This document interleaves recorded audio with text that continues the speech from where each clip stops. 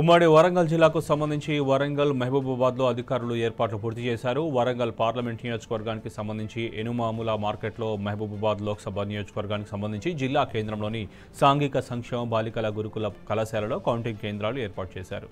ఓట్ల లెక్కింపు కోసం ఈసీ పకడ్బందీ ఏర్పాటు చేసింది.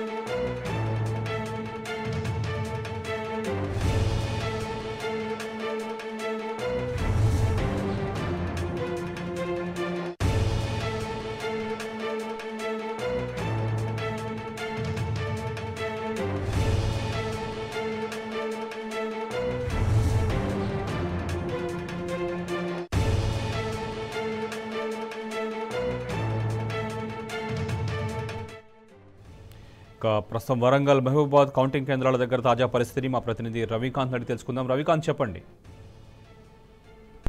8 గంటలకైతే ఈవీఎంలకు సంబంధించినటువంటి కౌంటింగ్ ప్రక్రియ, దాంతో పాటు ఏదైతే హోమ్ ఓటింగ్, అదేవిధంగా సర్వీస్ ఓటర్లు, పోస్టల్ బ్యాలెట్ ఓటర్లు వీటికి సంబంధించిన కౌంటింగ్ ప్రక్రియ షార్ప్ గా 8 గంటలకు మొదలుగా ఉంది. ఈ రెండు కూడా ఇటు ఈవీఎం, అదేవిధంగా పోస్టల్ బ్యాలెట్, హోమ్ ఓటింగ్, దాంతో పాటు సర్వీస్ ఓటర్లకు సంబంధించి అన్ని ప్యారలల్ గా ఒకేసారి సాగనున్నాయి. ఓటింగ్ ఏదైతే కౌంటింగ్ ప్రక్రియ పూర్తి స్థాయిలో మనం చూసినట్టయితే వరంగల్, అదేవిధంగా ఉమ్మడి వరంగల్ సంబంధించి వరంగల్, అదేవిధంగా మహబూబాబాద్ సంబంధించి రెండు పార్లమెంట్ నియోజకవర్గాలకు సంబంధించినటువంటి కౌంటింగ్ ప్రక్రియ అయితే 8 గంటలకు మొదలు కానుంది.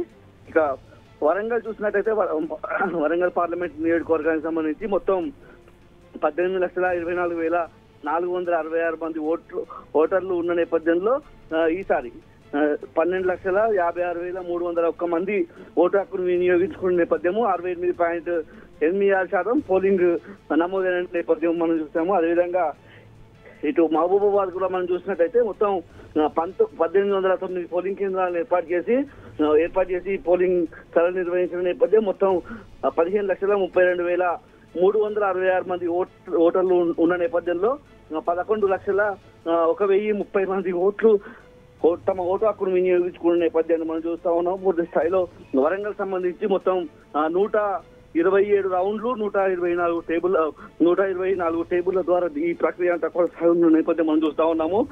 ఎన్మాముల మార్కెట్ దగ్గర పకడ్బందీ బందోబస్తు ఏర్పాటు చేసిన నేపథ్యం 144 సెక్షన్ కూడా పరిసరాల్లో అమలవుతా ఉన్న నేపథ్యం మనం చూస్తా ఉన్నాం. దాంతో పాటు పూర్తి స్థాయిలో 3 అంచెల భద్రత కూడా ఏర్పాటు చేస్తున్న నేపథ్యాన్ని మనం చూస్తా ఉన్నాం. 2,500 మంది పోలీస్ కావచ్చు, పోలింగ్ సిబ్బంది విధులు నిర్వహిస్తున్న నేపథ్యాన్ని మనం చూస్తా ఉన్నాము. 8 గంటలకైతే ఈ ప్రక్రియ మొదలు కానుంది.